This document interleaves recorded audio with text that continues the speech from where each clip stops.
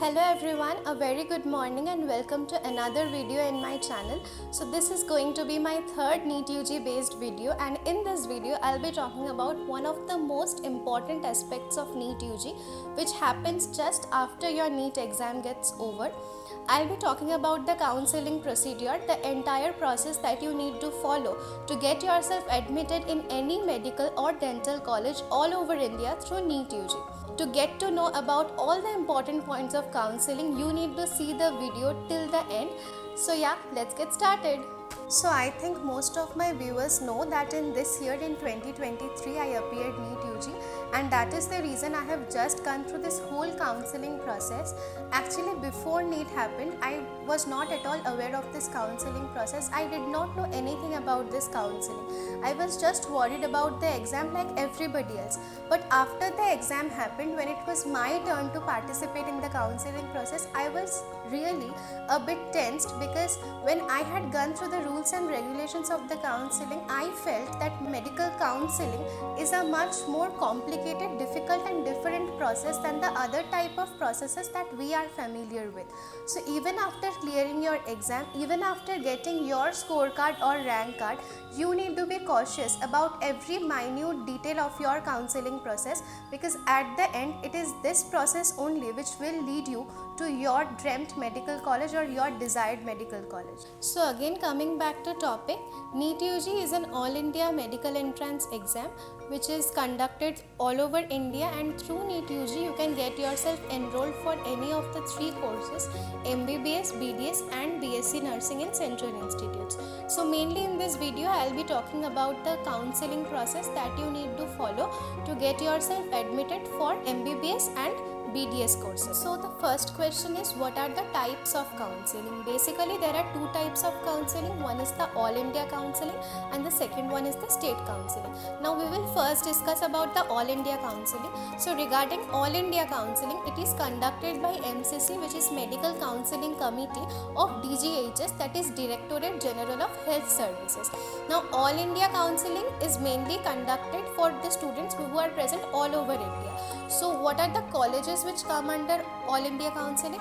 Number one is the 15% AIQ seats or the all India quota seats. Now what does this mean? In all the government medical colleges and dental colleges which are present in all the states all throughout India, there will be a reservation of 15% seats for this all India counseling, which means that out of 100 seats, 15 seats will be filled up by the all India counseling, and rest 85% seats will be filled up by the state counseling of that particular state. Number second is 100% deemed university. Central institutes like DU, AMU and BHU, 100% AIIMS. AIIMS seats are only filled up by this all India counseling, and then comes 100% JIPMER seats. So these are the colleges which come under the all India counseling. Next comes the official website. To get any official update of your all India counseling, you need to follow the only website, which is mcc.nic.in. No other official website is present for MCC through which you can get any other updates of your counseling. So next comes the counseling schedule. A few days before registration starts, MCC uploads a schedule in which everything is mentioned regarding round 1 registration, round 2, round 3 and stray vacancy round. Everything is mentioned there. So regarding our counseling schedule, registration of round 1, it started from 20th July and it continued up to 25th July, and then the registration of round 2 started from 9th August and it continued up to 14th August, and then round 3 right from 31st August to 4th September, and then the final stray vacancy round is from 21st September to 23rd September. So this is the overall schedule of our counseling process. Now next we will come to what are the rounds in counseling. There are basically 4 rounds in counseling: round 1, round 2, round 3 and the final stray vacancy round. Earlier this round 3 was called as the mop-up round, but right from this year it is called as round 3 only. So now next we will come to what are the steps of the counseling process. So number 1 is registration. First, you need to get yourself registered in the official website of MCC using your email ID and mobile number, the same email ID and mobile number that you had used during the fill up of your application form. In this registration, you don't require to upload any kind of documents, or you don't require any sort of documents. Only you need to provide some information, the same information that you had given in your application form of NEET UG. Next comes the fee payment. Your registration gets confirmed only after the successful payment of your fees. Until and unless you pay your fees successfully, your registration will not be confirmed. Fee structure comprises of two kinds of fee. One is the registration fee, which is non-refundable, and the number two is the security amount, which is refundable. There will be different fee structure for different kinds of categories. Like for SC, ST, OBC or PWD, there will be non-refundable registration fee of 500 and refundable amount of 5,000.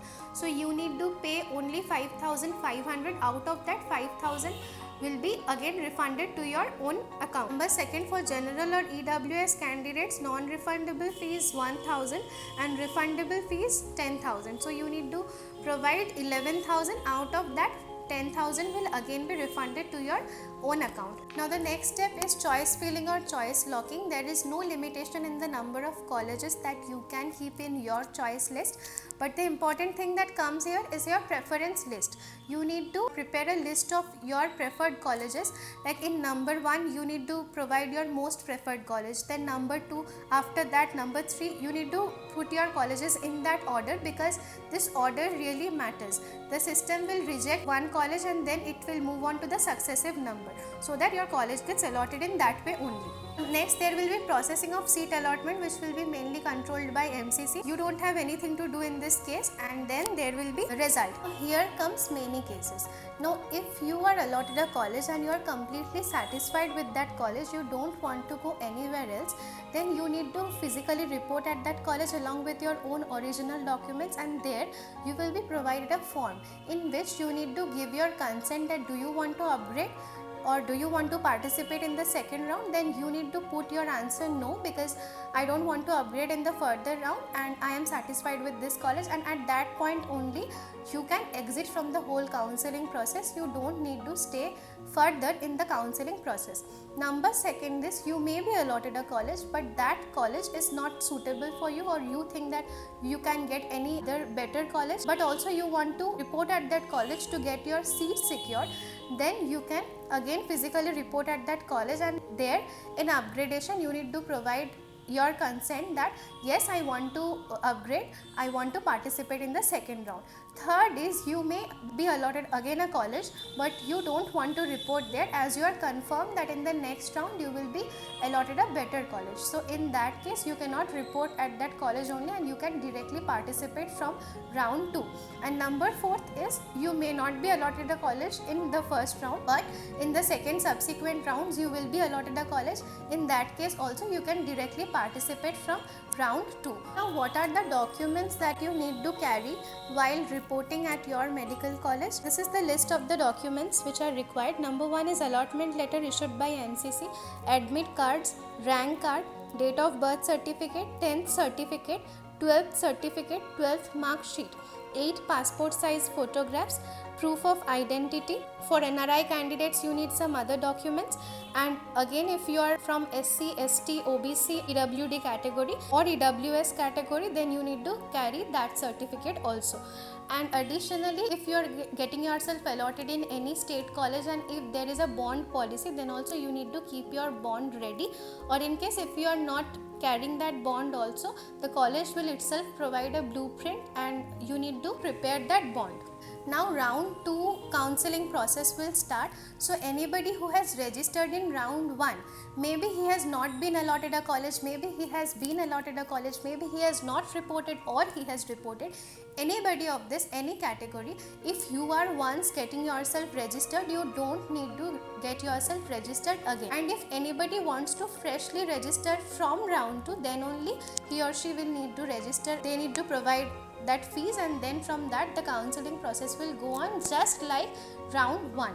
nothing is being changed, and then automatically you will get updated in round 3 also, and then this counseling process will go on like this. So this is all about the All India counseling. Now we will come to the state counseling. So state counseling is very much similar to the All India counseling only. As I am from West Bengal, I know only about the West Bengal counseling. So wbmcc.nic.in is the official website of West Bengal counseling, and through this West Bengal counseling you can get yourself enrolled for all the state quota UG seats in government medical colleges.